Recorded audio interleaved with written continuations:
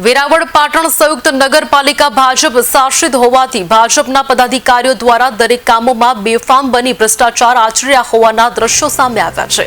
સરકાર દ્વારા શહેરના વિકાસ માટે પાલિકાને કરોડો રૂપિયા આપે છે, પરંતુ ક્યાંક ને ક્યાંક ભ્રષ્ટાચારથી ઘેરાયેલો પાલિકાના નગરસેવકો પોતાના અંગત સ્વાર્થ માટે એકના એક કામમાં અનેકવાર રૂપિયાઓ પાસ કરાવી મોટા પાયે ભ્રષ્ટાચાર કરવામાં આવે છે। વેરાવળ પીજીવીસીએલ દ્વારા વેરાવળ પાટણ સંયુક્ત નગરપાલિકાને પત્ર લખી જાણ કરવામાં આવી હતી કે હાલ પાલિકા દ્વારા જે પણ રસ્તાના કામો કરવાના છે તે તમામ કામો બંધ રાખવા જાણ કરી હતી। પીજીવીસીએલ ની અંદર ગ્રાઉન્ડ લાઇન આવવાથી આ તમામ રસ્તાઓનું ખોદકામ થશે, જેથી પાલિકાને સૂચિત કરવામાં આવે છે કે આ રોડ રસ્તાના કામો હાલ બંધ રાખવા તેમજ પાલિકાના ભ્રષ્ટાચારી નગરસેવકો દ્વારા માત્ર ને માત્ર બિલો ઉઘરાવવા માટે પાલિકા દ્વારા આ તમામ જગ્યા ઉપર રોડ બનાવી બિલ ઉઘરાવી લેવાયા।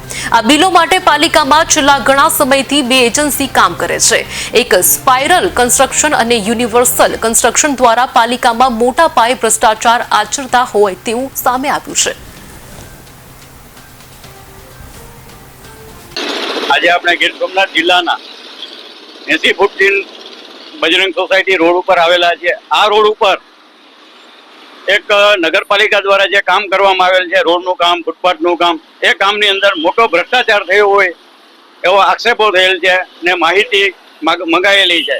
જે માહિતીની અંદર સ્પષ્ટપણે જણાવવામાં આવેલું છે કે આ રોડ જેટકોએ નગરપાલિકાને જાણ કરેલી હતી કે ભાઈ અમારે અહીંયા અમારે કામ કરવાનું છે, એટલે તમે રોડ કે ફૂટપાથ બનાવતા નહીં, તો પણ નગરપાલિકાએ પોતાના બિલો ઉધારવા માટે બનાવેલી છે। એ અંગે જેણે માહિતી માંગેલી છે એ બાબુભાઈ ચોપડાને આજે આપણે મુલાકાત લઈએ છીએ। મારું નામ બાબુભાઈ વીરાભાઈ ચોપડા છે, સામાજિક કાર્યકર છું।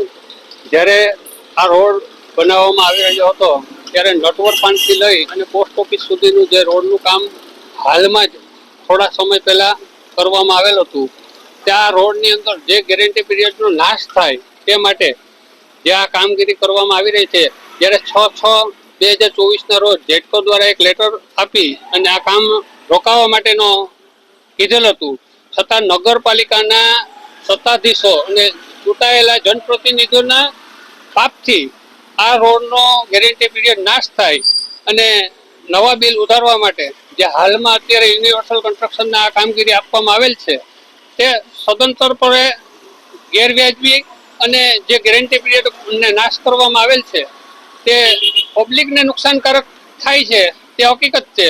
અને આમાં ક્યાંક ને ક્યાંક રાજકીય અને અધિકારીઓના મિલીભગતના કારણે આવા બધા કામ હાલતા હોય તેવું મારું માનવું છે। તમે આજે આપણે આ મુલાકાત લીધી તે બદલ તેમાં તેના કહેવા મુજબ એવું લાગે છે કે નગરપાલિકા દ્વારા ભ્રષ્ટાચાર કરવા માટે નગરપાલિકામાં જે બેસેલા છે શાસકો, 5 વર્ષથી જે 2.5 વર્ષનું શાસન હતું એને પણ ભ્રષ્ટાચાર કરેલો માલુમ પડે છે, અને 2.5 વર્ષ પછી જે 2.5 વર્ષનું પાછું શાસન છે એ લોકોએ પોતાના ભ્રષ્ટાચાર કરવા માટેનું માલુમ પડે છે। નિલેશ ગોસ્વામી, ગીર સોમનાથ।